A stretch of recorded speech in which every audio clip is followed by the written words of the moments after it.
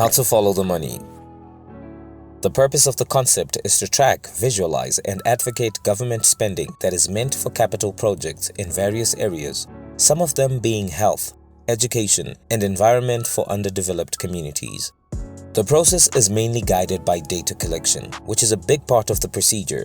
Primary data is essential to build a base, and also secondary data aids as a filler. Primary data is the information that is collected at the source through surveys, observations, experiments, questionnaires, focus groups, interviews, etc., while secondary data includes details from the internet or publications such as books, journals, newspapers, and public government records. Primary data is always tailored to the researcher's requirements, while secondary data is not always tailored to the researcher's requirements but is still essential for additional substance. Therefore, data collection is a key focus area during the process. It is a team effort. Each stage needs a different team to handle the information for it to be pure and accurate. An average of 4 teams are required to make the process easy and reliable. The use of various teams at various stages of the system help eliminate bias and boost efficiency in order to manage accountability. Team A. They are responsible for the initial research. Hence, they collect the documentation using the figures that the communities have by making use of data collection methods, be it primary, which is paramount, or secondary, which has its own weight. Team A's work is to research on the amount of money made available to the community, the location of the community that the money has or was allocated, and the incentives. All this is essential for the start of the investigation, since it provides imperative information that allows the team to track the funds from the start. Team A key focus area includes quarterly published documents which are available at the Ministry of Information, Public Information. The government budget document, which is essential to confirm if the money allocated were present and its purposes fully achieved. Additionally, to investigate if the funds benefited the communities as intended. Further, to look into the quantity of the money in different currencies, the agency that was implementing the whole process, including the source of all the information that was compiled. Online research is important as well. The internet is a limited source of information. Team B focuses on the communities that have received the monies or those that have been confirmed to have received the funding. Here, they look at baseline indicators, situation of the community prior to the intervention of the government. The indicators vary, but they essentially focus on facts on the ground, which will help to give a conclusive view on the project, if the campaign is necessary or not. An example of these indicators in the education sector would be the number of classrooms, number of pupils, while in the health sector, they will focus on population, maternity mortality rate, under 5 mortality rate, adult mortality rate, infant mortality rate, total expenditure on health by percentage, hospitals in the community, and disease prevalence by percentage as well.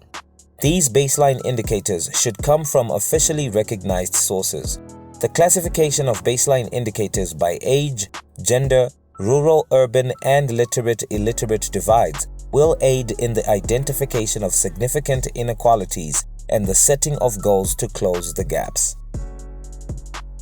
Team C is the team that verifies all the essentially accessible data has been collected. This team can also be known as the investigative core unit that digs further on the data received.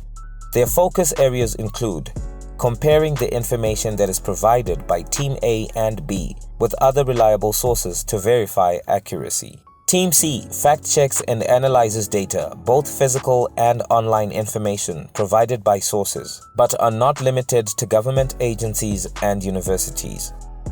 Additionally, they check for complete and comprehensive presentation of data and facts that will help the cause. After confirming validity of the information, they can proceed to approve the campaign.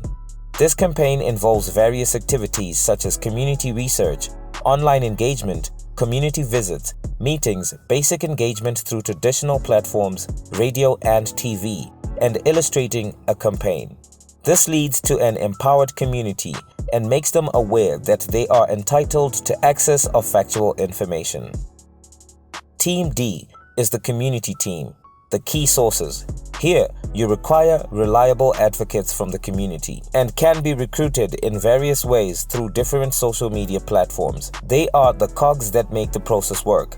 Their duties are at grassroots level, which is to confirm if there are developments or stories that need attention. They are often active and can respond to confirm or deny information sent by Team C. Additionally, they will help with the submission of petitions and Freedom of Information Act letters. They can rally communities to the cause of holding people accountable since they have community trust.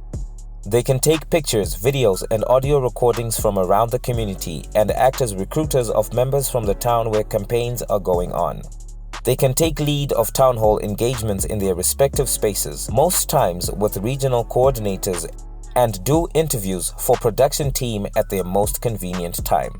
They are also capable of doing reports on their own views of the community, and that can help in research. Presentation team.